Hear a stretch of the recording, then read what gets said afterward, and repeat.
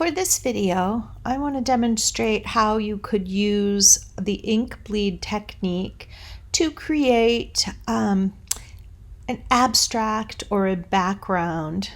This particular type of ink bleeding really does kind of imply landscape a little bit.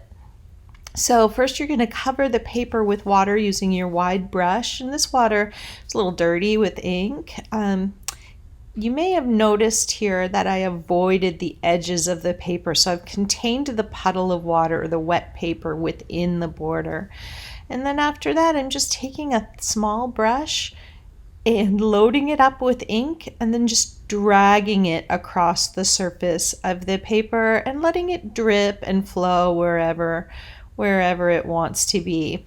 My goal here is to fill the entire page with different values from black to pale gray to white of the ink, so that I can then use this paper and a couple more that I produce to cut up and collage with the previous drawings or subsequent drawings. And this is what it will look like when it's finished.